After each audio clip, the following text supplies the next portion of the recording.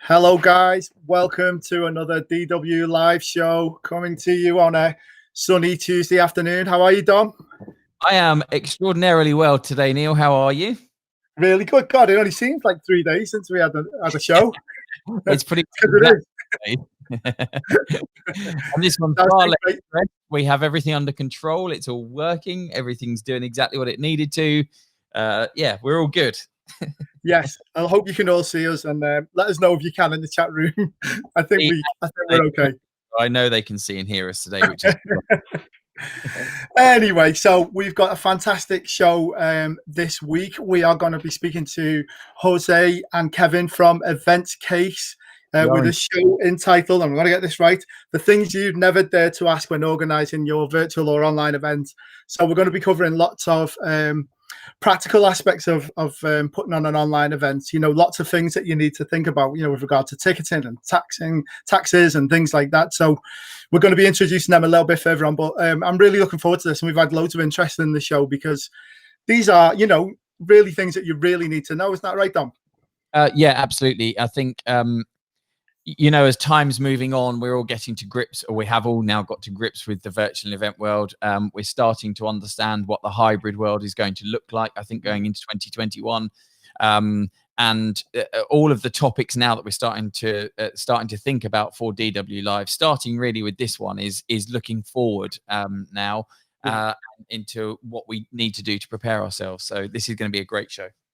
Yeah, because, there was that saying, that everybody's saying the new normal, but this is just going to be the way it is. I think people are going to be doing, as well as doing in-person events, they'll be part of it. They'll be able to do as online and streaming as well. And, you know this more than better than anyone, Dom, because, you're doing this every day in your job, helping people to stream these events.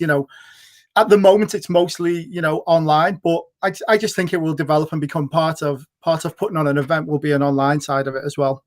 Well, we're actually still waiting to find out. We've got a client that we're still waiting to find out if we're going to be doing a kind of hybrid event for them next week. Only small, but still hybrid, all the same, with a very small in-room audience and the rest streamed too remotely. And we're starting to see those inquiries come through more and more. And I think as we get past the 1st of October and events are officially allowed back on again, obviously it kicks off with the meeting show at the beginning of October and then CHS at the end of October. I think we'll start to see people's level of comfort with events come back, and maybe we'll start to see a few more inquiries come through for the larger thing again, which would be amazing. Well, we're certainly getting lots of inquiries on the group these days, for real, in real life events, for venues and things like that, as well as online stuff as well. We're getting a good mix in now. So if we're a barometer of it, I say this all the time, but if we're a barometer of it, we're definitely seeing an increase in the number of requests that are coming onto the group and things. So yeah, it's all good stuff, isn't it? Like I always say, if the events industry is doing well, we're all going to be doing well. We're all going to be finding new ways to develop and grow with it. So anyway, so as usual, I'm going to take a gratuitous moment just to mention the fact that the company stream is 2 years old today. Absolutely. Happy birthday to Dom. Yeah, because we shared a photo of the cake that you had last week, or week before last for your 20K. My lovely other half baked these, and actually, I don't think you're going to be able to see this, but she's baked a 2 in the shape of a load of cupcakes in the shape of a 2, which was delivered to the office this morning, and it's absolutely amazing. We've been hitting that all day. I'll send the photo out to you, but you'll see that in just a minute. But it's a really nice thing to have a load of cakes made for you. And bizarre through all of this to, I guess, still be in a position where the business is moving forward and that we've got to 2 years old right now is incredible. So I'm very grateful. No, mate, congratulations. I think anyone who's setting up their own business and, get through the first couple of years, you're doing well, and, you've had these difficult circumstances, but, you deserve it, mate. You deserve it. Well, I was going to say thanks to you, really, for letting me be part of this show and part of the group, but also to all of the clients and friends that I made through DW that's enabled us to get to 2 years, because I literally wouldn't have been anywhere without the support of you, Di, and the people in the community of Delegate Wranglers. So, thanks, Tom. I'm still waiting for the commission payments, but I'm sure they'll come through. How about a cake? How about cake? Pay me in cake. Yeah, I like the sound of that. Like the sound of that. that. So anyway, as usual, we're live on YouTube. We're on Facebook Live. We are on Twitter, I guess, Dom, are we? And your LinkedIn. We're out on Twitter. We're on Twitter via Periscope, but we are live on as normal on YouTube, which is at the Delegate Wranglers. Please go find Neil and the Delegate Wranglers on YouTube and subscribe to the page. Subscribe to the channel. Sorry, it's really important that Neil has the opportunity to continue to grow the network beyond just Facebook. So yeah, go find him on YouTube at the Delegate Wranglers. In fact, you can find him on all social media channels at the Delegate Wranglers. And massive news, which we talked about very briefly, but I do now have the graphic for. Neil changed his name on LinkedIn to something that you can actually read, which is Neil-Thompson-DW. We can fit a nice little graphic on the screen, which I put out there. Go find him, and also go find me at D Compagnoni, and that's on LinkedIn too. It was an emotional moment, Dom. It was an emotional moment when I did it. So thank you, and hi to all the people watching on Facebook Live and also on YouTube. Please say hello. Let us know where you're watching from, that kind of stuff. So would it be a good time to have a look who's in the chat room, Dom? I know we got some of the usual suspects in there. Got the usual suspects. I'll blast through. Kevin Floyd said actually he couldn't attend this, but he's going to pick it up later. Anika was the first one outside of myself and Neil to comment, really. Good afternoon, Anika. Nice to see you again. Felicity Berry, Nikki Moore, Sam Keithley, Kaylee, Fiona McGillivray, and I got your name right for once.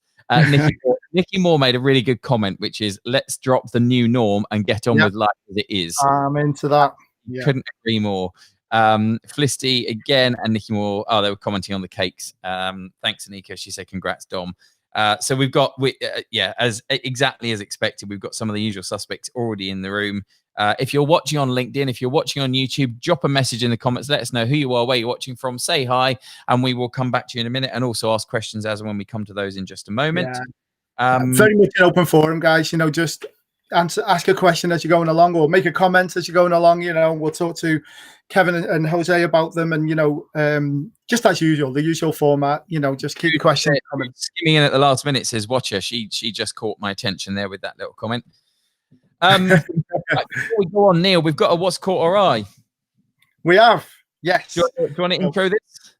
Yeah. So we have got a fantastic what's caught our eye this week. So this is something that when we look at, the posts that are being made on the supplier hour and things like that, anything that catches our eye that we think would be good to share with you. So we've got an amazing one. I'll just let you see it. That'll be the best way of seeing it. Okay. So you ready, Dom? Yeah.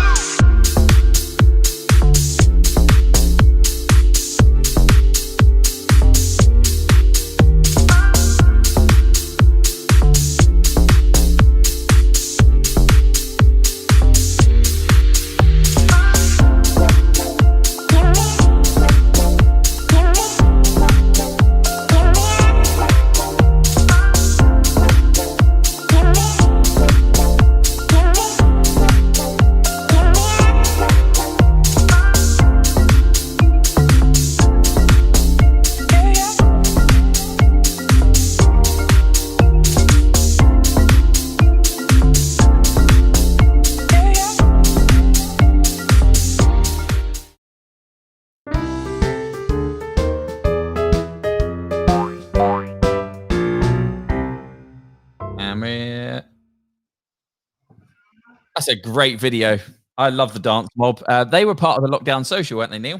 Yeah, it was Larissa Bellamy from the Dance Mob. Honestly, they're fantastic. I mean, I can't wait to have a live event where we can work with them. I know it's something we talked about possibly for the 20K party. So watch this space. That would be really, really cool. So thanks, Larissa. Great video. Hope everyone liked it. Let us know. We'll put some details of to the link on it on the wrap up afterwards. So cool. So we get on with it. It's on. Yes. So I'm really pleased to have Kevin Lorch and Jose Bort from EventsCase, who are one of our supporting partners. We work with them every week. They're amazingly nice people, as well as being fantastic at what they do. But, we use them every week for the registration system for the show. very easy to use, very simple, nice reports, easy to do, repeat jobs as well if you do, you know, the same thing a lot. They're amazing to work with. So yeah, I'm really looking forward to this.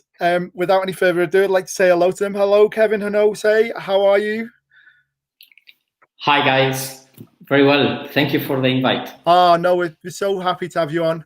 Hi, Kevin. Are you there as well? Are you okay? I am indeed. Yeah, good. Great to be here. Yes, yes. Calling from sunny Surrey, I think you said.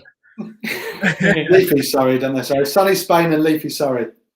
Yes. Leafy Surrey, yeah, that's the one. I love the way Jose's outside. That's amazing. Yes. It's lovely sunny background outside.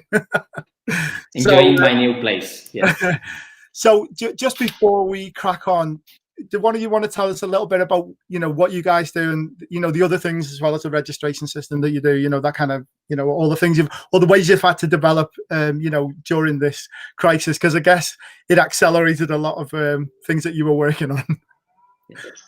So we are, as you said, you know, an all-in-one event management platform. Yeah. And, you know, the industry has suffered lots of changes.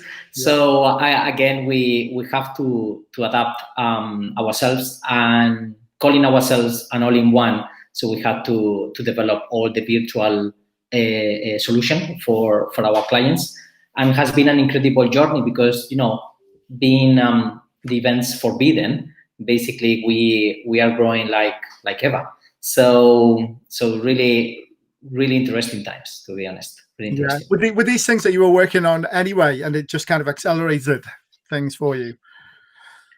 Yes, and you know, and what we see is that just it's a new, when we say new normality, it's a new opportunity. Yeah. And a new type of events are going to born, and that's what we are preparing and we are discussing with clients. And 2021 is going to be exciting. Yeah, and I think clients will also shape the way you're developing as well, because they will come to you and say, how about you do this, and can we have that? And you suddenly think, how do we make that happen? Yeah, from March, basically my role before was more with regards to the international expansion. From March was all, you know, speaking all the time with clients. Yeah. And you know, because we have been, you know, few months that they really a big uncertainty with, even still now we don't know what, you know, nobody knows the future, right? But yeah. It has been a long journey. And so yeah, lots of conversations. Fantastic. Okay, so I'll hand over to you now, Jose. I know you're going to be talking about taxes and data sharing amongst other things. So now would be a good point to start your presentation on that, if that's okay. Yes, absolutely. And you know, we as the topic, as the things that you know that you need to be aware of for virtual events. I understand that you see my screen, right? Yes. Yes. Perfect. And so we decided to prepare this presentation in terms of, you know, quick one. One is the implication of taxes for virtual events. Second is in terms of security, the data security. And then also when, you know, the user experience for the attendees when logging in and registering to a virtual event. And why not to end with the do's and don'ts for virtual events. I would like to start saying that I'm not a lawyer, okay? So, you know, full disclosure that this is not a legal advice, okay? And is as we said, is more to bring some topics that they probably are not that hot topics, but they are really important. For organizers, okay. Yeah. And when we say important is because, you know, most of them have a big economical penalty impact, and so it's important to look into those. So the first is the tax, and the problem is that, you know, before when you were organizing an international event, you were as an event organizer, you were charging the taxes from the location of the event. So if the event was in Spain, for instance, so you were taxing 21% and not the 20% from the UK. Right. With virtual events, that has completely changed. So attendees must be charged the taxes depending on where they are connecting from. So that means that you are running the event in the UK, but the attendees that they are in Luxembourg or in Belgium or in the US or in China, they need to be taxed by their location and not the usual 20%. Yeah. So that make it a bit complicated. Complicated for you. Yes. Yeah. For everyone. So hopefully, we have to summarize like three solutions. The first is, as always, when things get complicated, the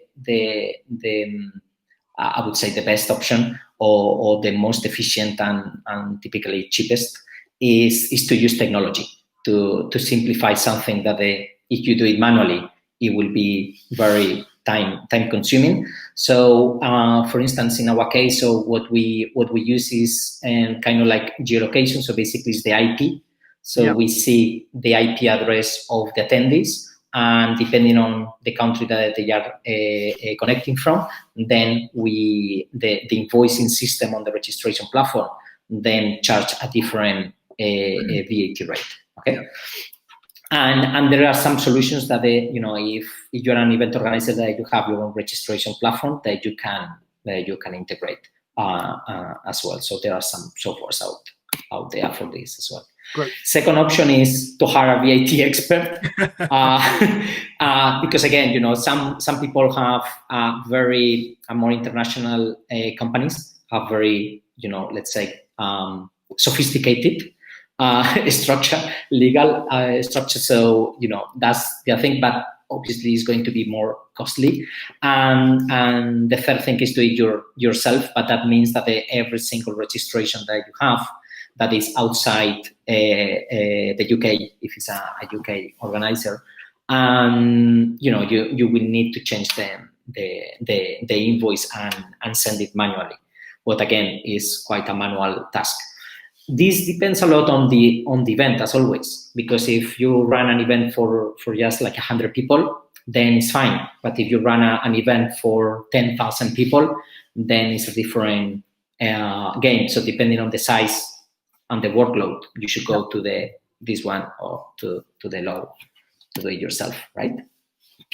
In terms of the data security, it's important to understand that nothing is 100% secure, and we see when hackers have hacked, the FBI and things like that. And but here, what I wanted to discuss more than cybersecurity is data. And for most of you have found out from a few weeks ago that the EU lawmakers moved to invalidate the US Privacy Shield. What it means is in terms of how the data from, in this case, from attendees is transferred between the European Union and the US. And so that could mean that if you work with a US provider, then basically you are not GDPR compliant. But it's not as simple as that. Okay, so let me explain a bit further. So the easiest solution is to work with a software that is a European-based software, and then their database is in the EU. Okay, in our case, for instance, we are in Ireland with we use Amazon Web Services, and then it's all in Ireland. But then, for instance, we work in the US, we work in China, and then in those we have instances in other countries. So then that, as I said, it doesn't mean that if you work with a US supplier, they are not compliant. But the thing is that it's more complicated than that. The key thing is to ask where your data is stored. But even if they tell you, yes, we have servers in Europe, that doesn't mean the US have access to that data. And then it's not GDPR compliant. Yeah. So, first thing is that they tell you where your data is, but that even if it's in the Europe, it doesn't mean it's compliant. Okay? And so obviously they have it in the US, ask them to move it to Europe, and be aware of the replacement agreement. So for instance, and this is public. So for instance, MailChimp, they say that they have a self-certified Swiss and US framework, and because the Swiss framework is, let's say, certified by the EU framework for privacy data, and then they are compliant. So again, this can be right now, but these things are changing. So the safest for a company is to work with someone that is a European supplier. But that doesn't mean a US is not. Okay. Again, this is not legal advice, so it's important.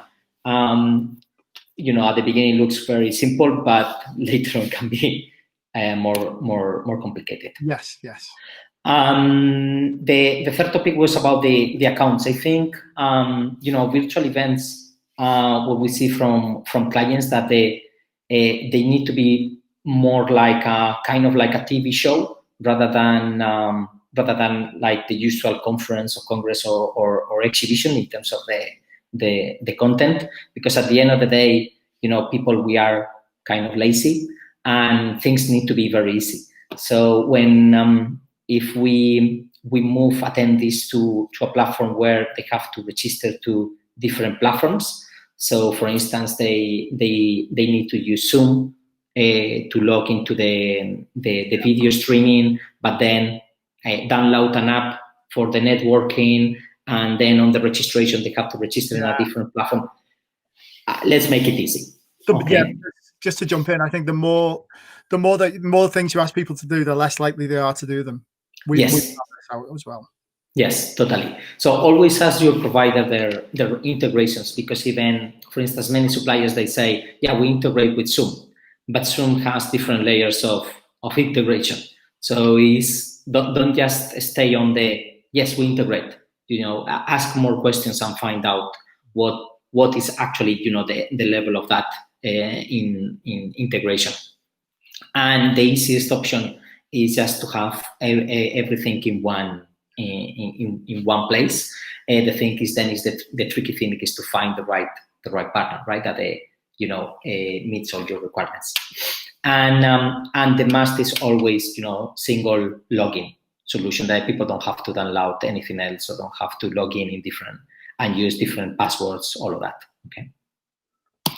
And so just to end, and some do's and don'ts of virtual events. I think do's, make your content available live stream and on demand, so people can, because again, this is the beauty of internet and virtual. There is no time and there is no space. So make it available to everyone.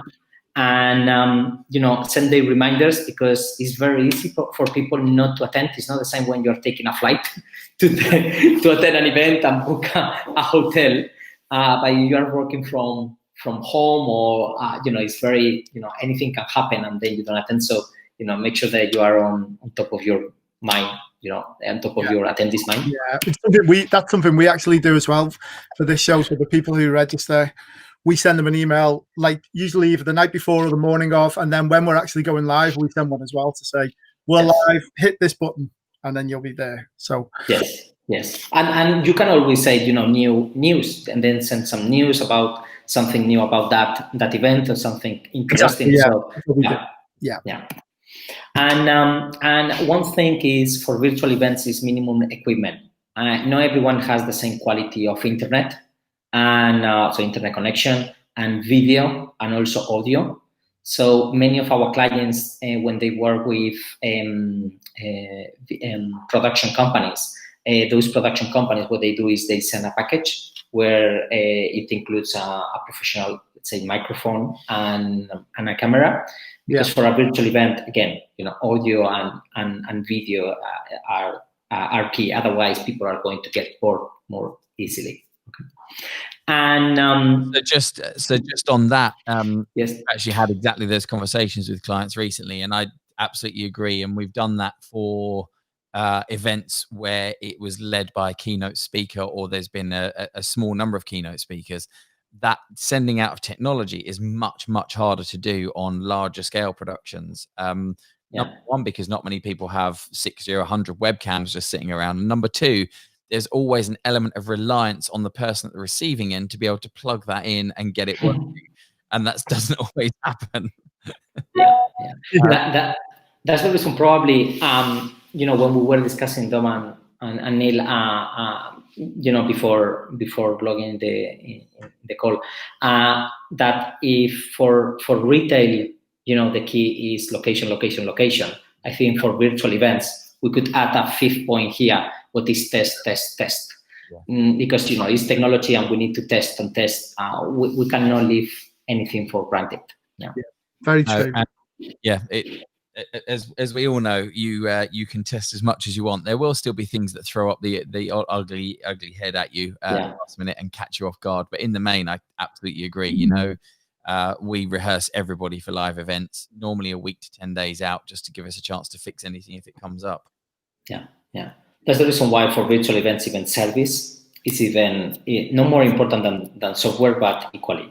It's very important as someone, because again, it's technology, and technology is life. And we always depend on other platforms like Google, for instance, the cookies. A few weeks ago, Google changed their cookies, and then suddenly, it was more, it changed as well for people to log in and see the video content. And you don't work with someone that they really give you really close service, then something like this, and Google doesn't tell anyone, right, that they are going to change their cookies policy. And so some don'ts, and is don't forget about time differences. Again, virtual events, the beauty is that we can have big crowds, because we are approaching the whole world, but whole world means different time zones. And so it's important that the platform you use, even for instance for networking, when people are arranging meetings or video calls, make sure that the time is the same, and is the right one. That it matches with the event. Okay, it's pretty simple, but it looks basic. But then in reality, it's not that. Absolutely. And again, make it easy for people to sign up, to register, and then log in and interact. And don't forget to moderate certain features, because there are spammers out there. The same. The wall is, the internet wall is really big, and it's very easy to access. And so then we need to be more cautious, because then we are giving access to more people to our events, and more if they are obviously free. So is there just ask you about that. Is there any way of doing that? Are you talking about, so people will register and you kind of have to keep your wits about you to look out for anything that looks, gives the alarm bells to you, that kind of thing? Yeah. So for instance, for us on networking, we can limit the number of messages that people send to each other, or meetings or video calls. So then to stop spammers. And then probably more, even worse than spammers are the haters. If it's a live session, and then you are opening up the chat, the live chat, then you need to be careful with haters. And that's it. Okay. Fantastic. So thanks for that, Jose. Some really good features. I know we've now got Kevin lined up to take over the next part of the session. Is that right, Kevin? Are you all set? Indeed, I am. I think, Jose stopped sharing. So what I'm going to do now is really just walk you through the platform as it is. So we're going to share my screen and just take you through some of the demo platforms. And Neil, I just want to sort of touch back on something that you mentioned just a bit earlier on, which was some of our development stuff that was in progress. And yes, some of it was, but in all reality, we're a company that was dealing with live events, mainly live events. It was the bread and butter. And I think our first sort of thoughts were, how do we manage to adapt the platform to support the investment our customers had already made? And that's where the beauty of being small and agile allowed us to do that. So I'm going to walk you through what we've got here. And fundamentally with this, what we're really trying to do is to replicate most of what goes on at a live event. And that is consuming sessions. Obviously, we've got the registration side of things and networking. Networking's a huge area. And the other thing, just to focus on here, that we get so many questions. We get so many questions about networking and how that works, and can people recommend it on the group, and what the best one. So I think this will be really interesting to people to find out about this. Sorry to interrupt. Great. That's all right. And the other thing to think about as well, because if the listeners or the viewers here are anything like the amount of people I've spoken to over the last few months, it's really, really noisy now when it comes down to picking platforms in terms of virtual events and hybrid events, because every single provider out there now has the word virtual and hybrid on there. And one of the things that there's loads of tools out there that will do just virtual. There's loads of tools out there that will do just live. What we really wanted to focus on as well is how can we make this fit everything? Live events, virtual events, and hybrid events. And I feel that that's fundamentally what we've done. So much so that in reality, you could go down the route as an event organizer and spin up your event via our platform. And should there be an outbreak and the event have to be cancelled from its venue a week or so beforehand, you should still be able to adapt it with everything that you've already added to the platform very easily. So much so also that if it is a hybrid event and Jose's there, but I'm consuming the content at home, I'm consuming it from the same thing. He might be there viewing it live, but he's asking his Q&A, he's looking at the attendee list via either the event app or the website, and so am I because I'm at home. So this isn't us sort of pigeonholing, here's my virtual attendees and here's my live attendees. Everyone's in one place and it's sort of future-proofed, right. I'd like to think. Okay, so the website module that we're looking at here is something that we've always had, but typically the website was designed to market the event, for an attendee to see the information around it, to gauge whether or not they actually wanted to attend, and then to go on and register. Of course, what's now happening is the website and the platform is also now your venue for a virtual event, because this is where I'm consuming my content from. So the first thing that needs to be is visually appealing. It needs to be 100% branded for you as your event, because you wouldn't, I suppose, hire a hall and then have it with somebody else's branding all over it. You want it to be as if it's owned by you. And that's what we've got here.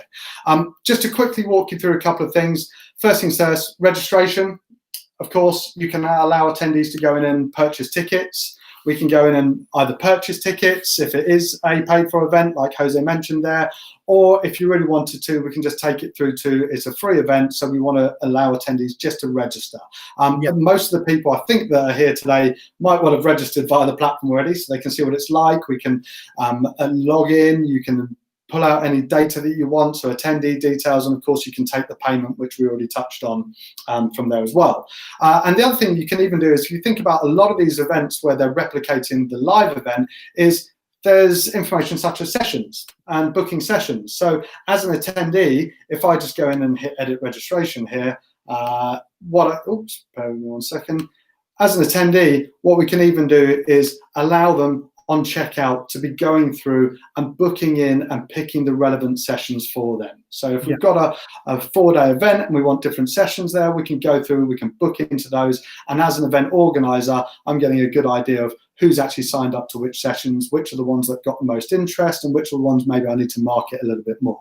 Okay. And can you make them on a practical aspect? Can you make them so that they have to book, those sessions before they can move on? So of course, if you're selling a ticket, there's a 1-day ticket that has to have 2 sessions, that type of thing. You might also have sessions that don't need registration. And back in the live side of things, you can even have capacity control. So if we've limited in capacity, then we can set that up as well. But for the website side of things, of course, what happens is, well, for a traditional event, back in December last year, what I'd then do is I'd print out my ticket, or have my ticket emailed to me, or the QR code on my phone, and I'll show that when I'm actually coming in. For a virtual event, it's slightly different. We need to know who do we let in to the venue, which is the platform. So therefore, I've registered, and the platform knows I've registered. So now I'm opening up further information. Previous to registration, maybe I'm only seeing information around the speakers, the overall agenda. Post registration, I'm now getting access to further information.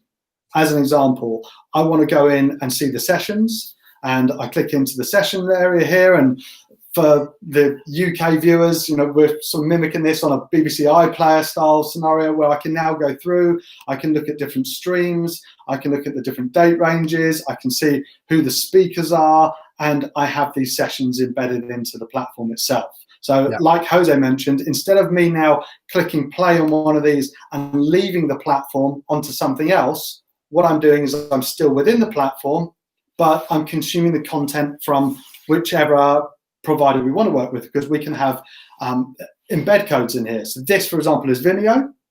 We can have Zoom, and essentially anything that has a embed code, we can then embed into the platform itself. And perfect. You guys are sort of production know that. Yeah. Now, what we can also include down on the right-hand side here, this is just a test that we've got set up, which is a feed where I can post up any comments. I can then answer John, but also things like live Q&A and polling engaged in there, which again, going back onto the hybrid element, even though John's there and I'm not, I'm still seeing the same questions. I'm still able to say, yeah, that's a great question, upvote that, and you're able to moderate it and put those questions to the audience. Yeah. Or sorry, to the panel themselves. Okay, so all of that is really included into here. And then the other side of things that you start to look at is, okay, how do we take people onto things like breakout sessions? And that can be done as well. And those breakout sessions can be just sessions where, if I delve back into this one, I think we had an example at the bottom here where we can now say, okay, join the conversation about X in a specific breakout room, and we assign different people for those different rooms. They click into them, go into them, and that might even be a breakout room where I'm either consuming the content or I'm actually engaged in a conversation. So for sponsors, giving the ability to have, for example, like a virtual roundtable where, okay, we'll now take you into this room where one of our sponsors is going to give you an overview of their product and enable you to engage in the presentation. And that can all be done directly within the platform without the equivalent of, for a live event, saying, okay, the sponsor's room's in Starbucks and you all need to leave the venue and go in there. It's all directly within the platform itself. And I've got a first-hand experience of clients absolutely needing this. And these conversations, I was only having this conversation with a client on Friday about the need to be able to get everything into one place, because apart from the potential for there to be technical issues with moving people around from different platforms, there's also just that feeling of, if you pass them out to somewhere else, if you send them off to a Zoom breakout, there's always the question as to wwher or not they're going to come back. And that's the internet's full of distractions. we know that. There's too many things to actually then go and look at. And and if they're anything like me, I've changed it for this presentation, but I normally have around about 50 tabs open. And it's even just a case of, okay, where the hell have you guys gone? I need to go back and find it. So having it all in one platform is something that we recognized at the very early stages and wanted to do. And again, then it's not a case of popping up where you need to download X or Y. It's all ingrained into one place. And are you keeping your interaction with suppliers through Virtual Expo, and are you keeping all of that in platform as well? Sorry, can you explain again that question? Your interaction between attendees and sponsors. Yeah. So, I mean, as an idea, again, looking at exhibitors. So this is called an exhibitor area, but it could be sort of partners or anyone in particular. What we've got here is the ability for, as an attendee, I want to go in and I now want to walk the floor. I want to go around and look at the different exhibitors or have a type of exhibitors I want to meet with. And of course, you've got your different filtering. So similar like you might have done on the event app previously, you'd say, well, these are the people that I actually want to meet with. So I'll shortlist them and then go and meet with them. On here, what we've really got is, instead of walking the floor, we've got filtering that can be set up. And then as an attendee, I can go into an organization. I can click into that organization. I can see the information around them. And this can be uploaded by the exhibitor themselves, so you don't have to go through, as an event organizer, the process of doing all this. They can do it themselves. They can have their different files. They can have links out to different video content, which you can even have embedded into the platform. So a gold sponsor can have a page with video content on there, and then they can upload their staff. And because they can upload their staff, I'll show you this in a second separately, they can click Meet Now or arrange a time to meet with the member of staff. So very similar to how it would work in a live event, this is just done in the virtual world. And all right, it's not a 3D exhibitor booth, but in reality, you want the basics. You want to be able to quickly see if it's someone that's relevant to speaking with, have a look at some of their collateral, and set up a meeting with them. And that can be done in a couple of clicks, again, directly within the platform. And the meeting itself can be facilitated in the platform, which I'll touch on in a second. Okay, so let's move on from that side. Let's really talk about the networking element. One of the ways we're showcasing the networking and what we've got on here is just a simple tab for attendees. And of course, all attendees GDPR compliant, whether or not they've opted in or opted out depends on whether or not they're actually visible via the attendees tab. You can then have even things like networking groups. So when attendees are registering, we can place them into different groups, so you can set up different networking groups. And that takes us on to other types of things like matchmaking, recommendation engines, which we're working on, which will also then recommend specific attendees for me to network with. Great. When I go through and I can have a search on people, I can look within my networking group and see the others that I want to engage with. We've included whether or not they're online. So if that person's online, I might be able to click onto Jason there, and because Jason's online, I can send him a message, and in all likelihood, he's going to message me straight back. So quick sort of messaging functionality is one way of working on here. I'll do this one with myself because I'm on here, but what I can also do is I can click in and maybe view the profile of that attendee a little bit more in detail. Now, what this has done is this has taken us back into the EventsCase backend and platform, which for any event organizer, we can brand as well. So it feels still more like it's your own platform and you're within there rather than maybe on the appearance here looking like we're taking you out of it. I think that's a really good feature as well, really important as well for some clients who really demand that kind of... Absolutely, and that's totally understandable. Now, what we've introduced here is the chat functionality, but also video call. So what I can do here is I can go in and say, well, I'm going to set up a call on a specific time and date. As Jose mentioned, really important to point out what time zone I'm talking about. But what I can also do is set up and actually say, you know what, I'm going to add in Jose or two of my colleagues or anybody else from EventsCase, and search for other people and start to add them in. So we can have like this as a round table. I can then add in any comments and send out an invite. So that invite goes directly out. It adds it in as a notification on their platform, but also sends them an email, which they can accept or decline. At the time of the meeting, so what I'll also have now as an attendee, we've all got access to this platform, and we've got our agenda in here then, where we can go through and we can see what events we're going to, but also what meetings we're booked into. Yeah. In fact, I think I had this meeting scheduled for last month. Let's have a look. Let's just, sorry, I did this one, so I'm going to take that off. Here we go. So what I can now do, at that time, you'll have a link. So I'll email you a link, and that link's available on the platform as well. And then when it's time to actually have that meeting, I click onto the button, and again, within the platform, it takes me into another area where here I am. And there can be, I suppose, up to maybe 15 to 20 people within that meeting having that conversation. So networking can take place directly in there.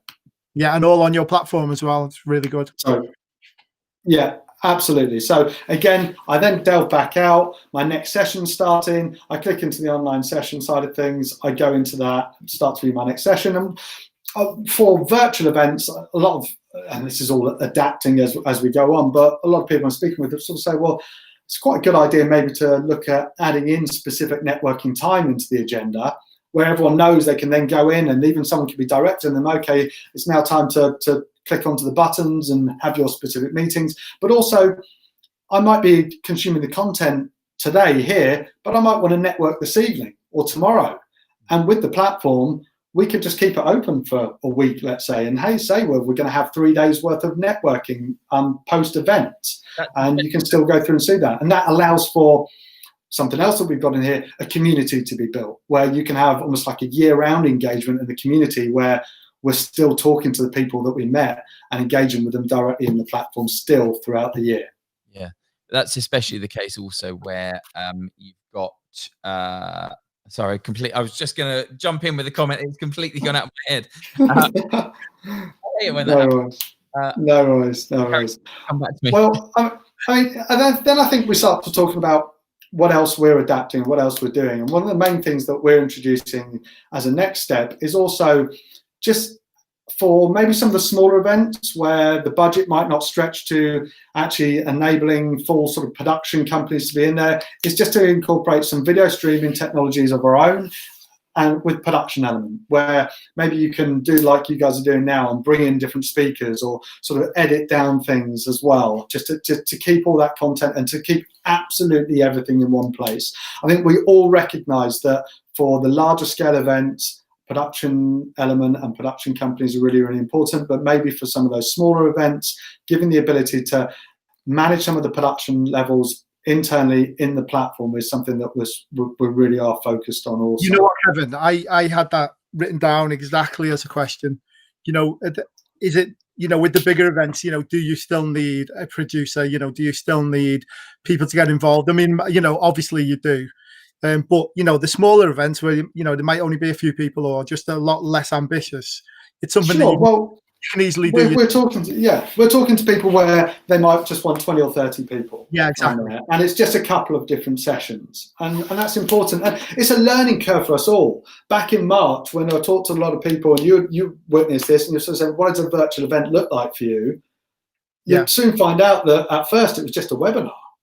Yeah. And then it's like, well, actually, we've got all this content. We need to do something with it. We should produce an actual event, but how do we do it? And it's a learning curve for us all. But what I'd like to think, and it's still being adapted, and you're right at the very beginning when we talked about this, we're listening to our customers, we're finding out what sort of things they want, what really fits for us as a business as well. It is a learning curve. It's exciting because it's, you know, it's being developed all the time. And Dom, you must be seeing this as well, the same thing from your side. It is massively changing. I think we're seeing a huge variety in what we're being asked to work on right now, and variety in the types of events that we're being asked to produce. And actually, you know, even at some of the lower ends, where budgets allow, we've got some clients that are choosing to use us because they want that level of production that you don't get if you just host it on a Zoom call or in a Teams meeting. The reassurance as well, the reassurance. Yeah. And also, I mean, things like that, what you're also talking about is sponsorship opportunities, because, of course, driving revenue from the sponsors is really, really important. Now, we've got sponsor areas, but actually some of the sessions can be sponsored. Or we talk about things like maybe looking at some of the networking functionalities and the networking room sponsored by X, or allowing a sponsor to say, well, we'll pick the top 20 attendees that match your criteria and we'll put them into a room for you. The other side of things is, obviously, in the past, last year, a lot of our business was based around the event app. Now, naturally, we're consuming the content on our desktops, so the event app isn't so relevant, but the event app was always really good, and it still will be good when we move to hybrid, because if I'm there, I've got it on the app. If I'm here, I've got it on my computer. Things like audience engagement. Gamification is something we did a lot on the app that we maybe haven't brought across onto the platform as yet, but can easily be adapted to say that we can still have that gaming element. And in fact, it probably fits quite well for the website, whereas the more people I network with, the more I engage, the more points I can win, and we're showcasing then who the sort of leaderboard are. And naturally, it depends on what type of event it is and what type of attendees you have, but that type of audience engagement can be done in the website as well as the app. And of course, we've already mentioned things like live Q&A, polling. That really, really works in audience engagement also. Live Q&A and polling are kind of standards, and they should just be there. You shouldn't questioning is, does a platform have that? We've got a few questions coming in, if you don't mind me going to them. Sure. Fiona McGillivray said, can sponsors and exhibitors initiate contact with delegates, or does it only allow delegates to contact the companies? And then she later clarified, I'm thinking it's better if they can't, meaning. I mean, what of course you can do is, as an attendee, you could have sponsors in the attendee list, and those sponsors could reach out. But typically what happens is we'll go down the route of saying, well, as a sponsor, you can send out requests, but maybe we limit the amount of requests you can send out, because we don't want you sort of just going out and sending out the message to absolutely everyone. But there is plenty of different ways. And because the other side of things, for example, from internal event, one of the things I was looking at working with someone the other day is they actually wanted just their staff to be able to reach out to the attendees. So the attendee list is actually hidden to only staff members. who then go through and they say, oh, I know Kevin, I know Jason, they're one of my clients, I'm going to just set up some meetings with them. So there's plenty of different opportunities around the networking side, not just a free-for-all, it's open for everyone to contact everyone. Yeah. Nikki Moore asked, how would you handle an entertainment piece such as a performer on the platform? A performer? Well, I mean, I suppose it in exactly the same way as it would be any other session. If it's, are we actually talking about how we'd consume the content? So how would it be broadcast? I mean, if it is that, then it's broadcast in exactly the same way and done exactly the same as any session would be managed. And I think something we've found and something we've discussed on for some of our live kind of online shows that we've done, a mixture of kind of live performance and recorded is always kind of quite a safe option to go. Then you're not really relying on. I mean, we offer a lot of stuff on demand. We can do that after. Actually, a tab I've got open here, which we've just finished, was the Edinburgh TV Festival. Which was last week, which was all now online. But the other side of things you can do is all the content doesn't have to be directly in the online sessions. You might have a event or something like this, which is just around that one performer. And in which case you just want a page, which is showcasing their video and information about them. And that can be hosted and just made to look and feel in a different way. Yeah, absolutely. And then there was one other question that came in, which I've got here. It was from Paul Lim. We have anywhere from 5 to 100 people on our virtual workshops. What's the minimum number of delegates you would say your product is aimed at and financially viable for use or to use? Yeah, well, okay. I mean, that's interesting. The first thing I would typically say is, well, financially viable depends on if it's a paid for or a free event, because you could have a paid for event that is not financially viable for, or vice versa. We probably, the smallest event probably managed so far has been about 30 or 40 attendees. The largest one has been 10 to 15,000, and we're going even higher than that. But I think we'd probably just need to have a discussion about where the value sits for maybe some of the smaller events. Yes. Yeah. But that's the case across the board. And I guess from an event organizer, that's part of the job, is to identify which platform is right for you. And sometimes that means sacrificing feature and functionality. I mean, look, at the end of the day, if it's one session, you've got just a number of people that want to register for it, and you don't really mind about the branding and some of the data capture side of things, it's perfectly acceptable to say that maybe a Zoom webinar or one of the free tools fits. But if you really want it to feel like it's owned by you as an event organizer or as an organization, and you want to sort of keep ownership of it, then that's where this really, really does work out.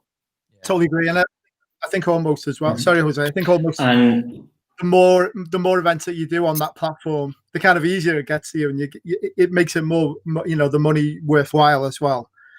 Yeah. We can create events, and everything becomes a lot more streamlined.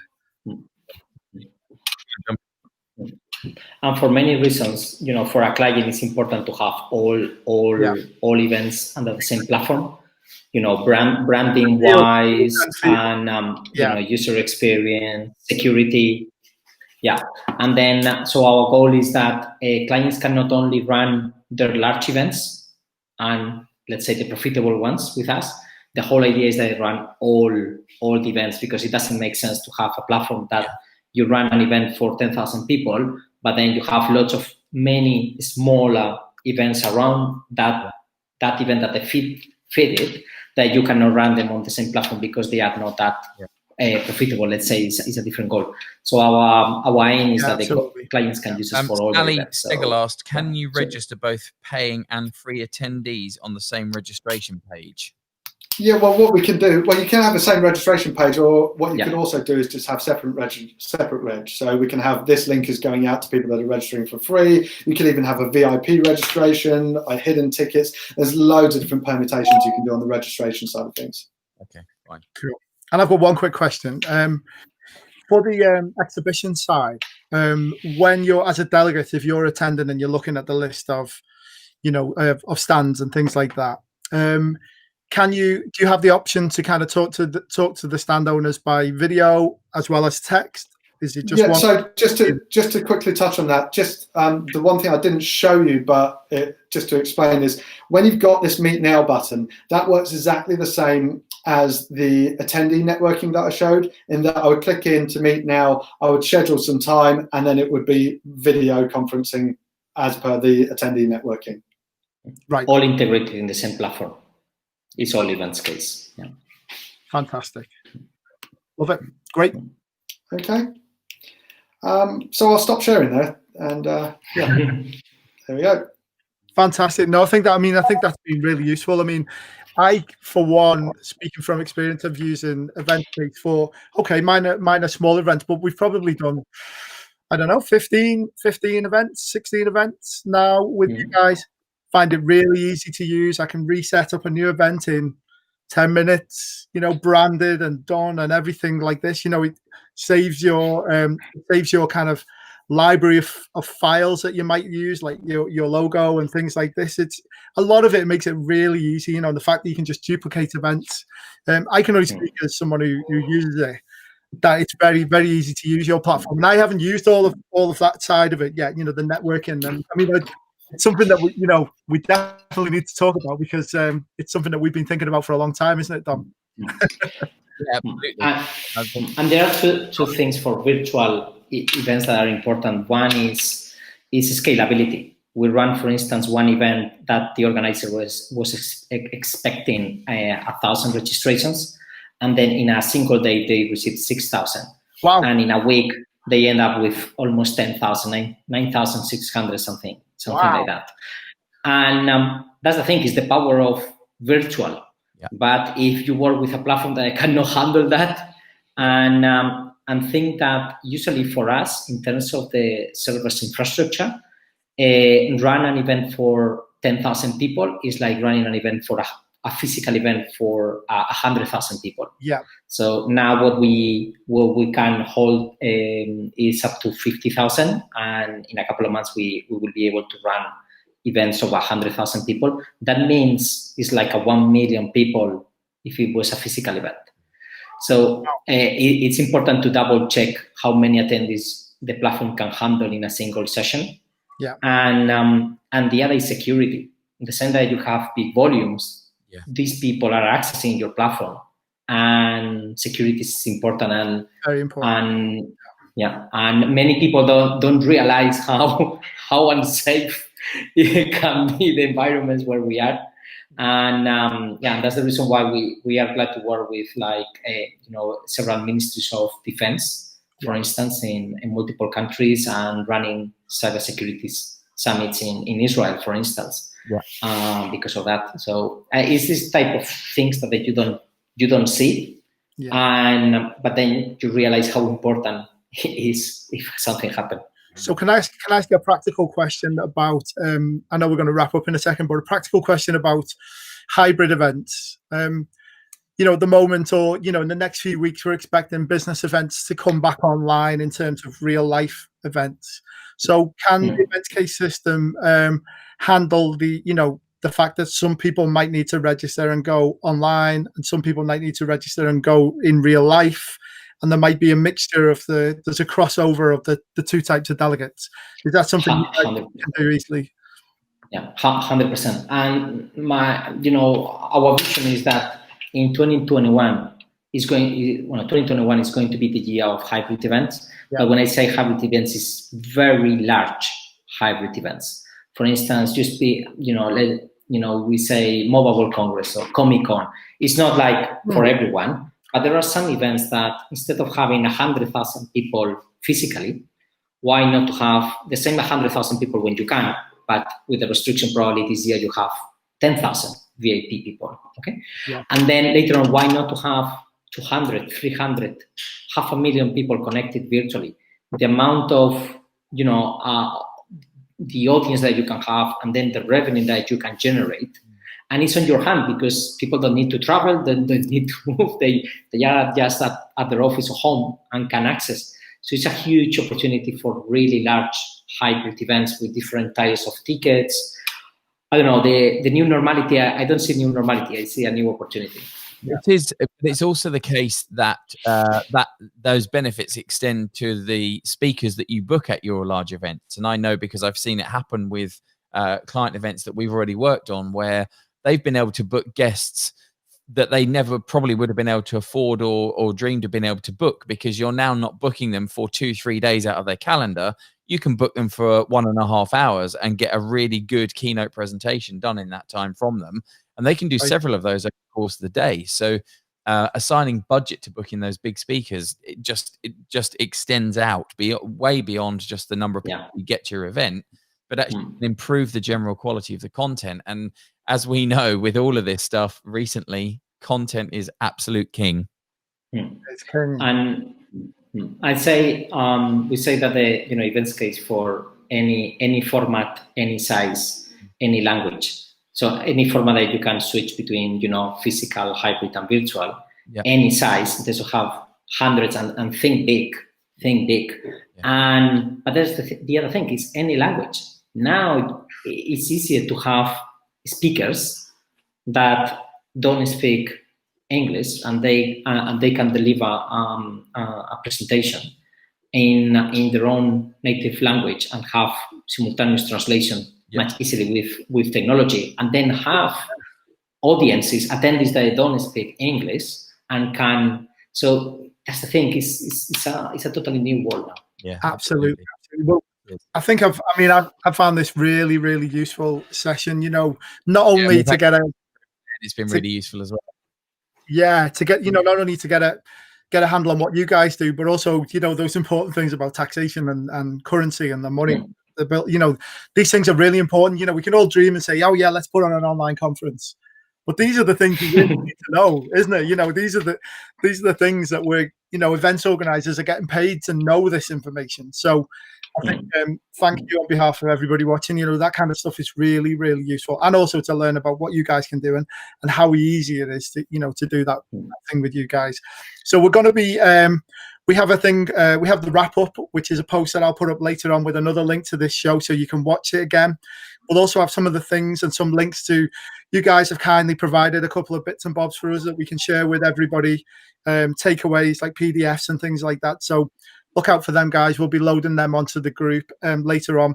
And then also for DW Live subscribers, Live Hive subscribers, so that's people who subscribe to this list, we'll be giving you some bonus content as well. So look out for that. In the next couple of days, we'll be sending you another fantastic document from the guys at EventsCase that's just for you. So guys, it makes sense. It's a nice little segue, Dom.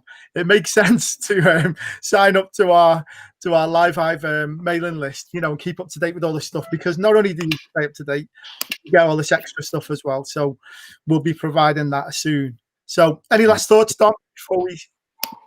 Well, no, let's just let's say thanks and goodbye to Kevin and Jose, and take them off the screen so that we can wrap up the whole show. Gents, thank you both very much for joining us, for putting the time and effort into getting presentations and screens ready for us to show out to the community. Be prepared to answer any questions. There's a few in there. You might just want to go back and answer a few questions for people. Have a look in the group, and hopefully we see you at a live event very soon. Thank you, guys. Thank you to you. Guys, thank you. There we go, Neil. Yeah, there we go. That was really useful, wasn't it? Yeah, it was great. And we've had some really nice comments in the group. Lots of people have found that really useful. Yeah, it's from Doom. Actually, the one that stood out for me was from Nikki, who joined us live for the first time, which I found really hard to believe because I thought I'd seen her live before. But she said, yeah, from doom and gloom to exciting times. And I couldn't agree more. I think there's a whole load. Exactly. I love what Jose said about, it's not just a new normal, it's new opportunities. And I do believe that as well. I do believe, live events are going to come back. They will come back, when and how, we don't quite know, but they will come back, of course. But this opens up another door as well, because you can suddenly do online things as well. And why not just have, instead of an audience of 500 people, you could have 500 people in real life getting extra stuff maybe because they're making an effort. And then you've got 10,000 people. Absolutely. You're missing. In the same way that they were just talking about, we're seeing that doing what we do. We're talking to clients all the time about exactly this, and they're seeing larger audiences as a result of the virtual world than they were seeing in the physical world. And going forward, that can only be a good thing. Yeah. We're more. Oh, sorry. Jose, say that again. We'll bring you back in. Okay. I thought that you. Okay. size does matter for a virtual event because, to generate revenue. Yeah. So it's important that clients think big. Yeah. And think of those opportunities that you can do with online as well. Yeah. Yes. Absolutely. Right, Okay, Dom. The screen and you're staying off this time, Jose and Kevin. So I was just going to quickly tell you about next week's show. Would that be a good time? It would indeed. So I am very pleased to say that we have got Rick Notley back on for Canva session part 2. I'm really to this one, wasn't he? What'd you say? He was totally up for the challenge of this one. Absolutely, yeah. I love the way he's called it the next level. so I know we're going to be covering things like creating videos, using music, musical things, slides, presentations, that kind of stuff. So really super useful session. Anybody who saw the first one, Canva Masterclass 1, still on our YouTube channel, so you can check that out. It's really, really fascinating. I'm a massive Canva fan, so look out for that. And it's going to be a different time. It's going to be next Monday because some of us are busy doing working things, aren't we, Dom? We're actually out working. I've got a call about that in about 5 minutes, in fact. Yeah. So it's going to be Monday at 1:30. So I hope you can tune in, guys. And thanks again to Kevin and Jose, Dom, yourself, to everybody for tuning in. We really appreciate your time and effort to tune in every week. And if you keep watching, we'll keep making these and bringing you new stuff. So thank you again. I think Menchu is always saying really good words about you, and thank you for your kind words. Menchu sent me an invite for something like exclusive content that we said, like, to do a Zoom. Yes. 10 minutes later, I wonder. Yeah, we're just gonna wrap up the show, and then Neil will talk to you about that, Jose. Okay. Cool. Okay, look, we'll get out of here. Thank you very much for joining us. To everyone watching on YouTube, Instagram, Twitter, YouTube, LinkedIn, Twitter, and Facebook.